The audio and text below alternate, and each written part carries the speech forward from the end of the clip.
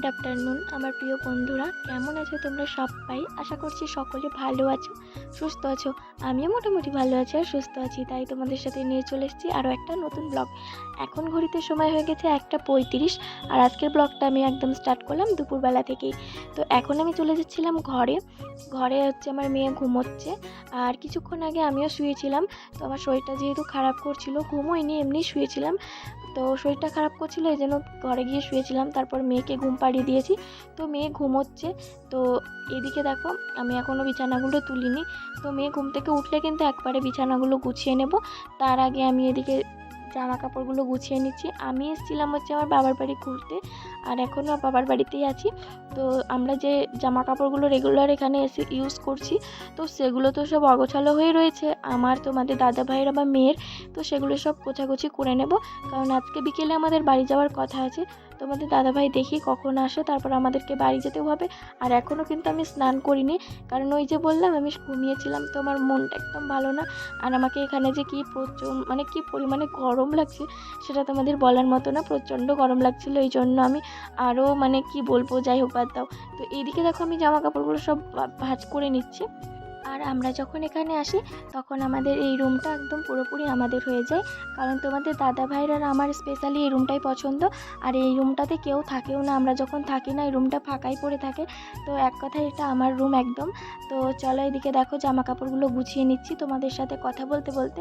আর মেয়ে তো জামা কাপড় বেশি লাগে, বাচ্চা যেহেতু ওর জামা কাপড় একটু বেশিই লাগে। তো ওর জামা কাপড়গুলো একটু অগোছালোভাবে রয়েছে, ওরগুলো গোছাতে একটু আমার টাইম লেগে যাবে।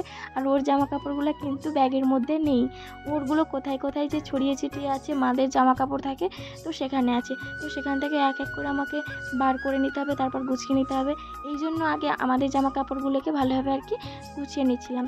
তারপর তোমাদের দেখাচ্ছিলাম যে বাইরের ওয়েদারটা দেখো, বাপরে কি যে পরিমাণ রোদ। এই রোদ্রের মধ্যে আমার মা বাইরে উনুনে রান্না করছে, কি অবস্থা দেখো। মাকে বললাম যে আজকে গ্যাসেই রান্না করে নাও, মা উনুনে রান্না করছে। আর এদিকে দেখো এত রোদ্দুর, বাপরে। আমি তো বাইরে বেরোতেই পারছি না, কারণ আমি হচ্ছে আমার শ্বশুর বাড়িতে, আমার ওই বাড়িতে আমাকে ঘর থেকে বেরোতে হয় না। তো এই জন্য আমি এখানে এসে আমার সত্যি খুব অসুবিধা হয়। ওখানে থেকে থেকে আমি এখানে আসলে আমার একটু অসুবিধেই হয়ে যায়, কারণ আমাকে বাইরে বেরোতে হয়, এটাই আমার অসুবিধে। তাছাড়া কিছু আমার অসুবিধে নেই, থাকা খাওয়া বলো কোনো কিছুতে অসুবিধে নেই। হ্যাঁ, আবার কিছু কিছু লোক আছে যারা কিনা আমার বাবার সংসারে এসছে, আমাদের বাড়িতে এসছে, আমার বাবার বাড়ি গিয়ে থেকেছে। তো তারা নাকি জানে যে আমার বাবার বাড়িতে নুন আনতে পান্তা ফুরোয়। তো তাদেরকে শুধু আমি একটা কথাই বলতে চাই যে তারা হচ্ছে এক নম্বরের আবাল, আর বাকিটা বাদ দিলাম ছাপড়ি। তো যাই হোক বাদ দাও। ওর সাথে কথা বলতে বলতে আমার মাথায় তেল দেওয়া হয়ে গেছে, মাথায় তেল দিয়ে চলে গেছিলাম স্নান করতে। স্নান করে এসে দেখি দিদির ছেলেটা এখানে তাল কাটছে। তো ভাবলাম কেননা একটা তাল ওকে বলি যে দে। আর এখন চলে এসছে জ্যৈষ্ঠ মাস, তালের সিজন। আর এখনকার তালগুলো শ্বাস হয় না তালের মধ্যে, তো সেই শাঁসওয়ালা তাল খেতে ভালোই লাগে। তো ও তাল কাটছিল, আর এইদিকে চলে এসেছিলো আইসক্রিমওয়ালা। আর আমার মেয়ে তো আইসক্রিম দেখে আর থাকে না। তো আমার দিদির মেয়েটা গেছিলো আইসক্রিম আনতে, তো ওখান থেকে কিছু আইসক্রিম নিয়েছিল। আর আমার বোন বলল যে চল আমাদের ধান মেলা আছে ছাদের ওপর, তো ধানটা একটু মেলে দিয়ে আসি। তো ওর সঙ্গে গেছিলাম ছাদে, ও তো ধানে পা দিয়েছে। আমার দ্বারা তো আর এসব হয় না, ওর দ্বারাতে হচ্ছে। আমার বোনের দ্বারাই হচ্ছে, কিন্তু আমার দ্বারাতে হচ্ছে না। তো আমি দেখো ধানের মধ্যে দৌড়ে দৌড়ে বেড়াচ্ছিলাম আর ঘুরে বেড়াচ্ছিলাম, আমার বেশ মজা লাগছিল। আর এত রোদ্দুর, একদম পায়ে একদম ছ্যাঁকা লাগছে, এরকম লাগছে। ধান পুরো একদম তেতে গেছে, আর এত গরম। তো এটা হচ্ছে আমাদের একটু পাশের বাড়ি, কাকার বাড়ি। তো সেখানে বাসতলার ভেতরে বাড়িটা, তো বাড়িটা ঠান্ডাই থাকে বেশিরভাগ টাইম, কিন্তু ছাদ দিয়ে প্রচুর রোদ। আর এখন চলে এসেছি, এটা আমাদের বাড়ি, এটা হচ্ছে আমার বাবার বাড়ি। আমার বাবা খুব ভিখারি গো, একটা ভালো বাড়ি করতে পারেনি, তাই এই বাড়িটাই। আর এই হচ্ছে আমার বাবার কি বলবো, কি নেতাগিরি ফ্যান, বিজেপি। তো যাই হোক বাদ দাও। বাড়িতে রয়েছে ধান, ছাদে রয়েছে ধান, এখন ধানের সিজন, তো এই জন্য প্রচুর ধান রয়েছে। এদিকে দেখি আইসক্রিমওয়ালা এখনও দাঁড়িয়ে রয়েছে, আর দিদির ছেলেটা নিয়ে চলে আসলো আমার জন্য তাল। আমি বাড়িতে এসে বসেছিলাম, ও তাল কাটছিল, তো তাল নিয়ে এসে আমাকে দিল। তো চলো তালটা এখন আমি একটু খেয়ে দেখবো। সেরকম আমি খেতে পছন্দ করি না, কেমন একটা লাগে। তারপর ওটা বার করো, তারপর খাও, তারপর আবার একটা কি ধরনের কি, যাই হোক, একটা আমার পছন্দ হয় না। তো সেটা বার করে করে খাচ্ছিলাম, তো মোটামুটি ভালোই লাগছিল, কিন্তু আমার একটু পানসে পানসে ভাব লাগছিল। মাকে বলছিলাম, মা বলছে ওটা ওরকমই খেতে হয়। তো যাই হোক, দিদির ছেলেটা এতদিন ধরে আমি আছি, 4 দিন ধরে রয়েছি। তো দিদির ছেলেটা অনেকগুলো তাল কুড়িয়ে নিয়ে এসছে, মানে কেটে নিয়ে এসছে। তো তার মধ্যেই আজকে ফার্স্ট আর একটাই টেস্ট করে দেখলাম আর এটাই খেলাম। এর থেকে বেশি আমার দ্বারা আর হবে না খাওয়া, কারণ আমি এসব জিনিস অতটাও পছন্দ করি না এই জন্য। তো যাই হোক বন্ধুরা, কথা বলতে বলতে অনেকটা সময় পের হয়ে গেল, আর এখন হয়ে গেছে সন্ধেবেলা। আর আমি ঘুরে বেরিয়ে একদম কাটিয়ে দিলাম, একদম চুল টুল নাচড়িয়ে পাগলির মতো কাটিয়ে দিলাম তোমাদের দাদা ভাইয়ের অপেক্ষায় বসে থেকে থেকে। আমার মানে আজকে দিনটা কেটে গেল, কিন্তু ও এখনও অফিস থেকে বাড়ি ফিরলো না, ওর আসতে লেট হবে। এই জন্য ভাবলাম তাহলে আর ব্যাগপত্র গুছিয়ে রেখে লাভ নেই, ব্যাগটাকে লাথি মেরে মানে খাটের তলায় ঢুকিয়ে দিলাম। তো এখন চলে এসেছি বিছানাটা পরিষ্কার করে নিতে, কারণ ঘুমাতে তো হবে। আর আমার এত রাগ উঠছিল, বাড়ি যাবো বলে সব গোছাগুছি করলাম, আর এদিকে ও এখনও বাড়ি ফেরেনি, অফিসে কাজের চাপ আছে এই জন্য। আর এইদিকে দেখো, এই নাইটিটা আমি নতুন নিয়েছি, কেমন লাগছে জানিও। নতুন বলতে অনেক দিন আগেই নিয়েছি, কিন্তু তোমাদের সাথে শেয়ার করা হয়নি, কারণ এই নাইটিটা এই বাড়িতেই ছিল, আমি নিয়ে যাইনি। তো এখন নিয়ে যাব, এই জন্য আর কি মনে পড়েছে, তো আর কি তোমাদের একটু দেখিয়ে দিলাম। তো ব্যাগের মধ্যে ভরতে এবার সুবিধা হবে চোখের সামনে থাকলে।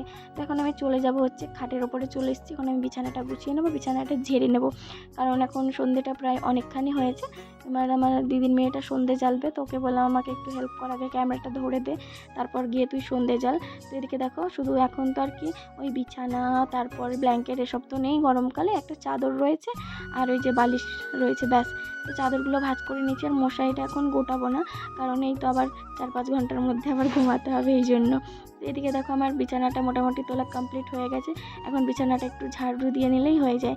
তো বিছানা ঝাড়া তো কমপ্লিট হয়ে গেছে, আর এদিকে আমি এখন মাথা আঁচড়াচ্ছি, মানে মাথাতে চিরুনি দিচ্ছি এতক্ষণ, একদম সন্ধেবেলায়। মানে সারাদিন আমার এদিক ওদিক করে দিন কেটে গেল, মানে কি যে করব মাথার মধ্যে একদম আসছিল না। আর আমি অপেক্ষা করছিলাম যে তোমাদের দাদাভাই হয়তো আসবে, তো আমি তখনই একদম রেডি হয়ে তারপর চলে যাবো বাড়ি। এটা ভাবছিলাম, বসে থাকতে থাকতে রেডি আর হওয়া হলো না, সবার সাথে গল্প করতে করতে টাইমটাও কেটে গেল। কিন্তু তোমাদের দাদাভাইকে পরে ফোন করলাম, বললো আজকে আমার একটু আসতে লেট হবে, তো আজকে দিনটা একটু অ্যাডজাস্ট করে থেকে নাও, তো পরে আসছি। এই মানে কালকে দেখবো, কালকে নিশ্চয়ই আমি যাবোই। বললাম যে ঠিক আছে ঠিক আছে। তারপর আর কি এদিকে দেখো, যেটা সিঁদুর সেটা পরে নিচ্ছি আর কি। তো চলো, তারপর আসছি তোমাদের সাথে কথা বলতে, দেখা করতে। আর কি করছি না করছি সেটাও তোমাদের সাথে শেয়ার করব। আর কি করব, সন্ধ্যেবেলায় যা করার তো করেই ফেললাম। তো যাই হোক, এদিকে দেখো সিঁদুর পরে নিলাম, এখন টিপ পরে নিচ্ছি। এটা একটু আগে করে নিলেই ভালো হতো, কিন্তু ওই যে তাহলে পাগলি হয়ে বসে থাকবে কে, তাই না? তো দেখো, এখন আমি রেডি হয়ে ফিটফাট, আর এদিকে আমার বিছানাটাও গোছা হয়ে গেছে পুরোপুরিভাবে। এই যে দেখো, বিছানাটা আমার একদম কমপ্লিট ফুল। তো এখন আমি লাইটটা বন্ধ করে দেবো, না তো এত গরম পড়েছে যে লাইট জ্বালা থাকলে আমার মনে হয় যে ঘর বেশি গরম। আর এদিকে সন্ধে দেখো প্রায় অনেকটাই হয়ে গেছে, মানে সন্ধে একদম লেগেই গেছে, অনেকটা হয়ে যায়নি, পুরোপুরি সন্ধে লেগে গেছে। আর এদিকে দেখো, আমাদের পুরো বাড়ি কেমন অন্ধকার, আর এদিকে একটা ছোট্ট লাইট জ্বলছে, তাই না?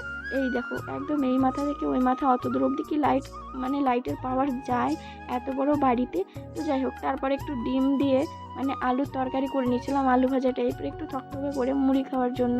তো বন্ধুরা, চলো আজকের ব্লগটা এখানে এন্ড করছি, দেখাবে নতুন ব্লগে আর আরও ভালো ভালো ব্লগে। চলো, টাটা।